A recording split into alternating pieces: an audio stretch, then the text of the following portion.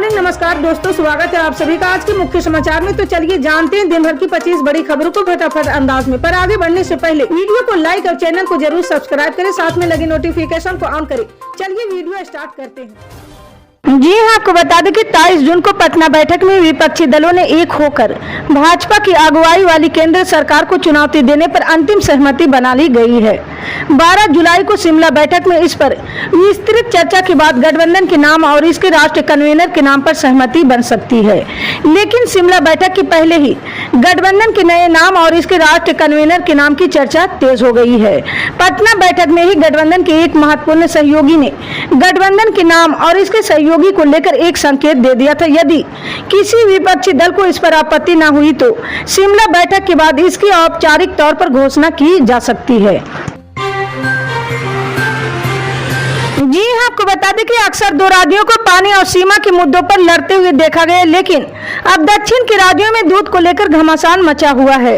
दक्षिण भारत के राज्य कर्नाटक, केरल और तमिलनाडु में दूध पर जंग छिड़ गया है। जी हाँ, इन राज्यों के बीच दूध को लेकर जंग तब छिड़ी जब दूसरे बरान ने स्थानीय बरान की जगह लेना शुरू कर दिया है। ये मामला राजनीतिक गलियारों में भी गूंजने लगा है। 3 राज्यों में मिल्कवार काफी बढ़ गया। जी हाँ, कर्नाटक में अमूल बनाम नंदनी, तमिलनाडु में अवीन बनाम अमूल और केरल में नंदनी बनाम केरल के दूध बरान मिल्मा के बीच जंग छिड़ा हुआ है। जी हाँ, आपको बता दें कि मणिपुर के मुख्यमंत्री एन बीरेन सिंह ने दिल्ली में केंद्रीय गृह मंत्री अमित शाह से मुलाकात की है। उन्होंने राज्य की स्थिति के बारे में केंद्रीय मंत्री को जानकारी दी है। इस बीच मणिपुर में इंटरनेट पर प्रतिबंध को 30 जून दोपहर 3 बजे तक के लिए बढ़ा दिया गया है। जी हाँ, मणिपुर सरकार के मुताबिक मणिपुर राज्य के अधिकार क्षेत्र में शांति और सार्वजनिक व्यवस्था में किसी भी गड़बड़ी को रोकने के लिए इंटरनेट प्रतिबंध 30 जून तक बढ़ा दिया गया है। ये प्रतिबंध दोपहर 3 बजे तक लागू रहेगा। जी हाँ, आपको बता दें कि दुनिया भर के तमाम मुल्कों ने मौजूदा परिस्थितियों में भारतीय प्रधानमंत्री नरेंद्र मोदी को लोहा माना है। भारत समेत दुनिया भर के तमाम देशों में मोदी मोदी की गूंज सुनाई दे रही है। 3 दिवसीय अमेरिकी दौरा पूरा कर मिस्र पहुंचे प्रधानमंत्री मोदी का बहुत स्वागत हुआ है। उनकी शान में प्रवासी महिलाओं ने भारतीय गीत गुनगुनाया है। जी हाँ, इस बीच प्रधानमंत्री मोदी को रविवार को मिस्र के सर्वोच्च राजकीय सम्मान ऑर्डर ऑफ द नाइल से नवाजा गया है। हालांकि ये कोई पहला मौका नहीं जब प्रधानमंत्री मोदी को किसी देश के सर्वोच्च राजकीय सम्मान से सम्मानित किया गया हो। इससे पहले भी पापुआ न्यू गिनी, सऊदी अरब समेत 12 देश प्रधानमंत्री को सम्मानित कर चुके हैं और हिंदुस्तान के सामने दूसरे मुल्कों के राष्ट्रीय अध्यक्षों ने आदरपूर्ण अपना शीश झुकाया है। जी हाँ, आपको बता दें कि शिवसेना के नेता आदित्य ठाकरे ने मुंबई में बारिश से जलभराव की समस्याओं को लेकर महाराष्ट्र की एकनाथ शिंदे सरकार पर निशाना साधा है। उन्होंने कहा कि कल बारिश की वजह से ऐसे स्थानों पर जलभराव हुआ जहां पहले कभी ऐसा नहीं होता था। जी हाँ, वहीं आदित्य ठाकरे ने कहा कि क्या ये बहुत बड़ा घोटाला है जिसे गद्दारों ने अंजाम दिया है। कर्नाटक में जिस तरह 40% कमीशन सरकार थी, ठीक उसी तरह यहाँ 100% कमीशन सरकार है। सिर्फ सड़कों में ही नहीं बल्कि जल निकासी में भी बहुत बड़ा घोटाला हुआ है। जी हाँ, आपको बता दें कि उत्तर प्रदेश अधीनस्थ सेवा चयन आयोग परिवहन आयुक्त कार्यालय के अधीन परिवर्तन कांस्टेबल के 477 पदों पर भर्ती के लिए 7 से 28 जुलाई तक आवेदन लेगा। इसमें किसी तरह का संशोधन 4 अगस्त तक किया जा सकेगा। भर्ती के लिए 18 से 25 वर्ष की आयु वाले पात्र होंगे। जी हाँ, आपको बता दें कि जुलाई का महीना शुरू होने वाला इस माह 15 दिन बैंक में कोई कामकाज नहीं होगा, यानी 15 दिन बैंक की छुट्टी है। ऐसे में अगर आपका बैंक से संबंधित कोई भी जरूरी काम है तो उसे फटाफट निपटा ले। जी हाँ, भारतीय रिजर्व बैंक की ओर से जुलाई महीने के लिए छुट्टियों की लिस्ट जारी कर दी गई है। इस लिस्ट के मुताबिक जुलाई में 15 दिन बैंक कर्मी छुट्टी पर रहेंगे। जी हाँ, महीने के शनिवार और रविवार के अलावा अलग अलग राज्यों में अलग अलग पर्व को लेकर छुट्टियां घोषित की गई है, जिस कारण बैंक बंद रहेंगे। जी हाँ, आपको बता दें कि बिहार के लोगों को वंदे भारत ट्रेन की सौगात मिलने जा रही है। रेलवे ने पटना रांची वंदे भारत ट्रेन का शेड्यूल जारी कर दिया है। इस वंदे भारत ट्रेन का उद्घाटन 27 जून को होगा। पटना से इस ट्रेन का नियमित रूप से परिचालन 28 जून से किया जाएगा।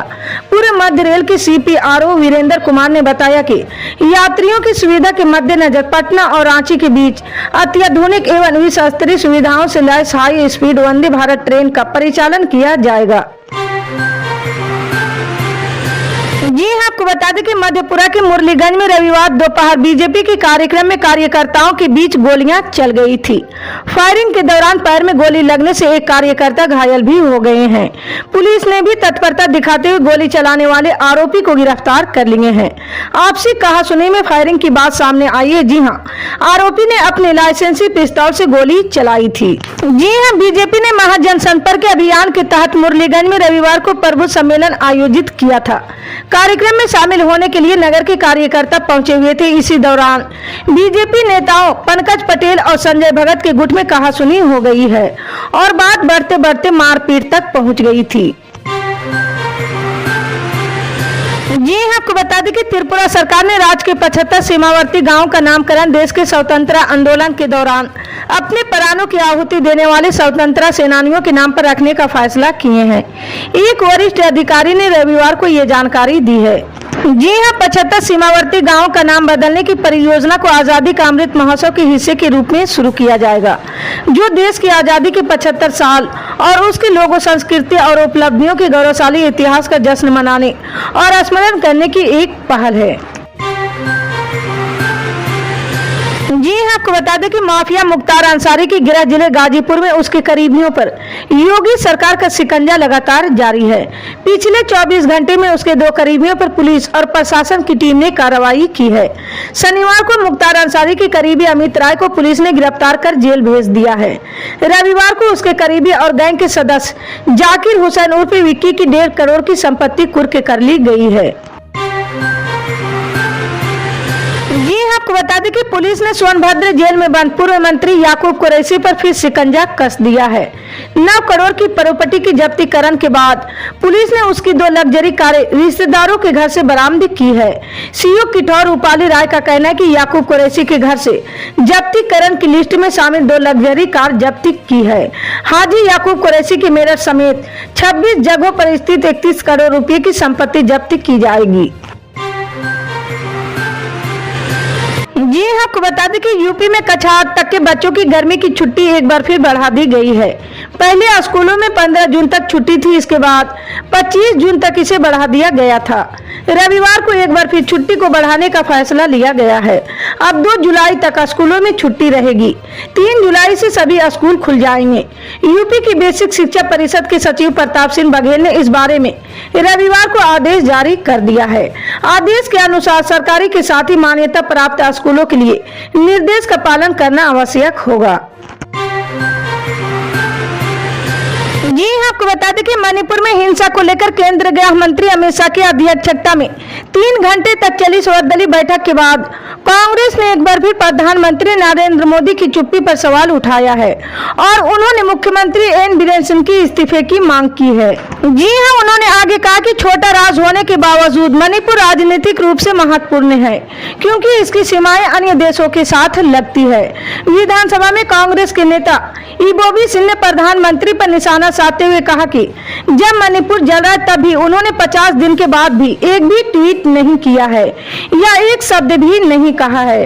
सिंह ने सवाल किया, उन्होंने मणिपुर के लिए एक भी शब्द का उल्लेख क्यों नहीं किया है। जी हाँ, आपको बता दें कि देश भर में मानसून ने असर दिखाना शुरू कर दिया है। उत्तर भारत में मानसून ने रफ्तार पकड़ ली है। कई राज्यों में मानसून की बारिश हो रही तो कुछ राज्यों में 1-2 दिन में मानसून दस्तक देगी। वहीं दिल्ली और मुंबई में भी मानसून का इंतजार खत्म हो गया है। मौसम विभाग के मुताबिक मुंबई और दिल्ली में एक साथ आज 25 जून को मानसून की एंट्री हो गई है। जी हाँ, आपको बता दें कि बिहार की राजधानी पटना में उमस भरी गर्मी पड़ रही है। भीषण गर्मी के चलते पटना जिले के सभी स्कूलों की छुट्टियां बढ़ा दी गई है। पटना की डीएम डॉक्टर चंद्रशेखर सिंह ने जिले के सभी सरकारी और गैर सरकारी स्कूलों को अभी बंद रखने का आदेश दिए हैं। जी हां, आदेश के मुताबिक कक्षा 12वीं तक के सभी स्कूल 28 जून तक बंद रहेंगे। इससे पहले भीषण गर्मी और लू के बीच 19 से 24 जून तक सभी स्कूल बंद रखने का आदेश दिया गया था। जी हां, आपको बता दें कि लोकसभा चुनाव 2024 को लेकर कांग्रेस के भीतर सरगर्मी लगातार बढ़ रही है। कांग्रेस के प्रदेश अध्यक्ष राजेश ठाकुर पिछले 3 दिनों से दिल्ली में हैं। उनके अलावा कई और नेता भी दिल्ली पहुंचे हैं। प्रदेश प्रभारी अविनाश पांडे ने पार्टी के नेताओं से लोकसभा चुनाव को लेकर फीडबैक लिया है। वहीं प्रदेश कांग्रेस अध्यक्ष राजेश ठाकुर ने प्रदेश प्रभारी को राज्य में लोकसभा चुनाव को लेकर संगठन की तैयारियों के संबंध में अपनी रिपोर्ट सौंपी है, जिसमें प्रदेश में बूथ स्तर की तैयारियों का भी जिक्र है। जी हां, प्रदेश अध्यक्ष राजेश ठाकुर ने आगे कहा कि राज्य में कांग्रेस ने मंडल और प्रखंड कमेटी तक का गठन कर पदाधिकारियों एवं सदस्यों का चयन कर लिया है। 30,000 से ज्यादा लोग इसमें हैं। उनका ही कार्यकर्ता समागम होना है।